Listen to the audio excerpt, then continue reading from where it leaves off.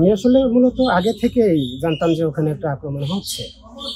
এটা পুলিশও জানতো। দেখেন, আপনারাও বুঝতে পারবেন, আপনারা যারা গণমাধ্যমের ওখানে ছিলেন, আপনারা বুঝতে পারবেন যে এনসিপি গোপালগঞ্জে প্রোগ্রাম করবে আর তাদের উপর কোনো আক্রমণ হবে না। এটা বাচ্চা বাচ্চা ছেলেরাও যা বলবে যে হ্যাঁ এটা আসলে হওয়ার কথা। কিন্তু পুলিশের ইনঅ্যাক্টিভিটি ছিল। এই যে এই ভাই বলতেছিল যে গোপালগঞ্জে আসলে উনি ছিল, উনি খেয়াল করবেন যে সমাবেশের বাম পাশে যে খালটা ছিল, ওপাশে একটা মহিলা কলেজ আছে, ওখানে একটা সরু ব্রিজ আছে, ওই ব্রিজ থেকে পুলিশ বারবার সরে যাচ্ছিল। এনসিপি নেতাকর্মীরা যখন সমাবেশের মাঠে আসবেন তার 10 মিনিট আগে ককটেল বিস্ফোরণ সহ দেশীয় অস্ত্রশস্ত্র সহ একটা হামলা হয়ে যায় তাদেরকে ভয় দেখানোর জন্য।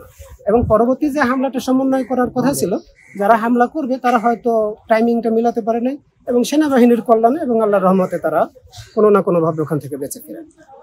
মুজিবাদ মুর্দাবাদ এই স্লোগান দেওয়ার পরেও ফিরে এসেছেন, এটা আসলে আমার ফ্যাসিস্টের বিরুদ্ধে আমি সর্বপ্রথম সজাগ হই 2020 সালে। যখন আবরার ফাহাদ ভাই যখন শহীদ হয় তখন আমি র্যাব 10-এ কর্মরত ছিলাম। তো ওইটা নিয়ে আমি একটু লেখালেখি বেশি করাতে তখন র্যাবের পরিচালক ছিল বেনজির আহমেদ। উনি আমাকে খুব দ্রুত র্যাব থেকে বের করে নিয়ে যায় গোপালগঞ্জে, আর সেখান থেকে আমাকে কোটালীপাড়া থানায় পোস্টিং করে। আমি বুঝতে পারছিলাম যে আমার আসলে চাকরিটা মনে হয় আর করা হবে না, কিন্তু আমি এটাও বুঝতে পারি নাই যে আমাকে চাকরি থেকে বের করে 4 মাস জেল খাটাবে এবং 2 বছর আমাকে গৃহবন্দী করে নজরবন্দি করে রাখবে এবং আমার উপরে এতটা অত্যাচার নেমে আসবে। আমি আসলে মূলত মজলুম হওয়ার পর থেকেই মূলত ফ্যাসিস্টের বিরুদ্ধে নিজেকে আসলে গড়ে তুলি, সেটা শারীরিকভাবে, মানসিকভাবে এবং সবভাবে আমি চেষ্টা করি যেন ফ্যাসিস্টের বিরুদ্ধে যদি কখনো আমার সুযোগ হয়, গোপালগঞ্জের মাটিতে দাঁড়িয়ে, গোপালগঞ্জের বুকের উপর দাঁড়িয়ে অবশ্যই একবার হইলেও এনসিপির কণ্ঠে কণ্ঠ মিলিয়ে মুজিববাদ মুর্দাবাদ বলে স্লোগানটা দেব। আপনি এনসিপির সাথে সমর্থন করে সেখানে গিয়েছিলেন? আসলে এনসিপি তো রাজনৈতিক দল হিসেবে আত্মপ্রকাশ করলো সেদিনে। আসলে আমাদের গত বছর জুলাই থেকেই বিপ্লবের যে সম্পর্কটা, সেখান থেকেই আসলে বিপ্লবী যারা আছে তাদের সাথে আমার সম্পর্ক। তাহলে আপনি এনসিপি করছেন এই মুহূর্তে? না, আমি আসলে এনসিপির কারোর সাথে, আমি রাজনীতির কোনো কিছুর সাথে সম্পৃক্ত না। আমি শুধু এতটুকু সম্পৃক্ত যে আসলে আপনাকেও যদি কেউ এখন মারতে আসে, আমার কেমন যেন স্বভাবটা এরকম, দেখবেন অনেকেরই স্বভাব এরকম যে কেউ কাউকে মারতে আসতেছে এবং আপনি দেখতেছেন আপনি আসলে আটকে দিবেন। অনেকে আছে গা বাছায় চলে যায়, অন্যদিকে ফিরে তাকায় চলে যায়, কিন্তু আমার আসলে ওই দিন ওইটা সম্ভব হয়নি। গোপালগঞ্জের যে ঘটনাটা ঘটতেছিল সেটা আসলে একটু পুরনো ইতিহাস, যে ওখানে আওয়ামী লীগের রাজধানী বলে। তো ওখানে ওই ঘটনার 3 দিন আগে থেকেই আমি একটু জানতে পারি যে গোপালগঞ্জে এনসিপির উপর বড় ধরনের একটা প্রাণনাশের হুমকি আছে, বড় একটা হামলা হবে।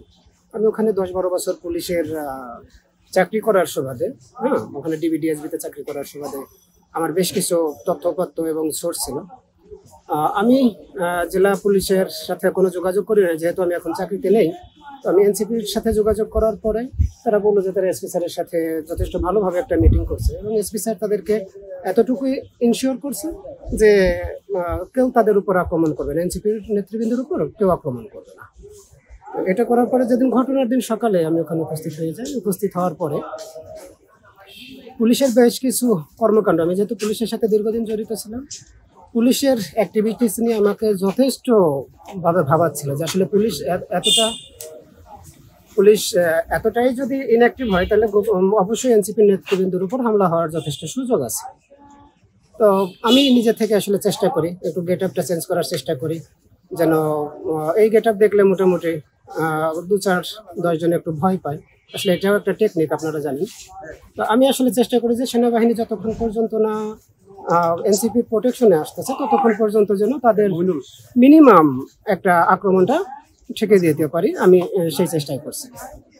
আর সেনাবাহিনী যখন এনসিপির প্রোটেকশনে চলে আসে আমি ঘটনাস্থল ছেড়ে দিই এবং তখন শুনতে পারি যে কলকাতা থেকে নাকি আমাকে মারার জন্য খুব ভালোভাবে আদেশ দিয়ে দেওয়া হয়েছে। তো আমি আসলে একটু সেফ জোন খুঁজতেছিলাম, যতক্ষণ আমি সেফ জোনে বের হয়ে যাই ততক্ষণে আসলে গুজবটা খুব ভালোভাবে ডালপালা ছড়া যায় আমি রয়ের এজেন্ট, আমি আসলে বাংলাদেশি না, আমি আসলে বাংলাদেশি, আমি সাবেক পুলিশ সদস্য। আর আমার পাশে যে ব্যক্তিটা বসেছিলেন উনি গোপালগঞ্জ মফস্বল সাংবাদিক অ্যাসোসিয়েশনের সভাপতি রিপন ভাই, ভালো সম্পর্ক ছিল, যার কারণে উনি আসলে আমার পাশে একটু বসেছিল। আর পরবর্তীতে আমার লাইফ থ্রেট হয়ে গেলে আমি আসলে ঢাকাতে এবং বাংলাদেশের বিভিন্ন জায়গায় আমি চলে আসি। এখন পর্যন্ত লাইফ থ্রেটে আছি।